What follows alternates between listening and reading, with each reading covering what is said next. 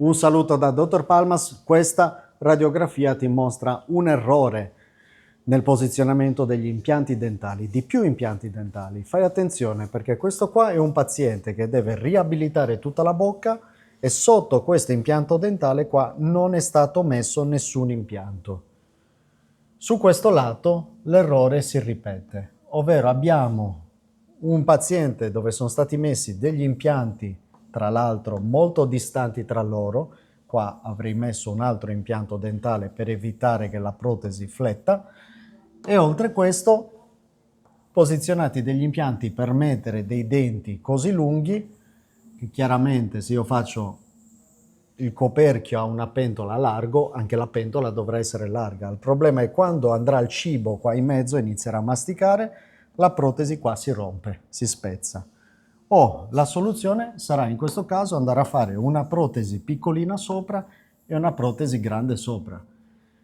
Scommetto che non hai mai cucinato la pasta in un pentolino mettendo il coperchio grande, largo. Probabilmente l'avrai fatto. Beh, con la bocca non funziona esattamente allo stesso modo. Non puoi mettere un'arcata grande e un'arcata piccola sotto. Lì la bocca serve per masticare, o meglio, le arcate servono per masticare e si mastica in queste zone.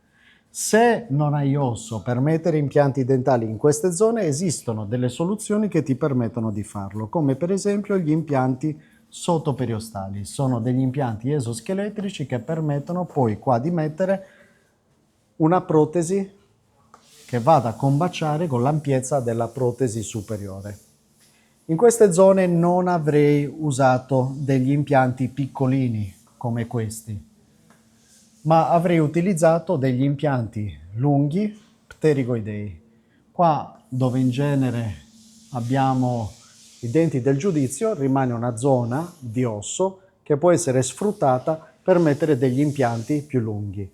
E qua nella parte intermedia avrei messo un impianto nasale che avrebbe retto, come vedi, l'arcata in maniera corretta. E questi impianti invece di metterli dritti li avrei messi in questo modo inclinati per mettere alla fine degli impianti un pochino più lunghi. Come vedi il mio progetto, quello che ho simulato ora qua, è molto diverso dalla radiografia che c'è sotto. Qua hai nel mio progetto degli impianti più lunghi, più robusti, in un numero maggiore. Nella parte inferiore degli impianti qua davanti, questi non li vado a cambiare, eliminerei questo impianto che non so perché sia stato messo. Se io anche tolgo questo impianto, la bocca funziona. Questo significa sparare impianti così, a buffo. Per di più un impianto che sta in questa altezza e questi impianti sono invece a un'altezza più bassa, non sono neanche sullo stesso livello. Ma avendo io nel nostro armamentario anche degli altri tipi di impianti come quelli sottoperiostali, vado anche a risolvere il problema masticatorio al paziente. Evito in questo modo di avere dei denti, delle arcate corte che vanno a sollecitare in maniera eccessiva la parte centrale della bocca. Dopotutto noi mastichiamo con i denti posteriori, non mastichiamo con i denti anteriori. Quelli sono dei denti e delle zone di taglio, di strappo. Invece quelle di triturazione sono le zone posteriori, dove ci sono le mole. Scompare il dottor Palmas, torniamo a un paziente dove ha speso soldi, sono stati messi impianti corti, distanti, pochi impianti, troppi impianti nella parte inferiore, ma non masticherà.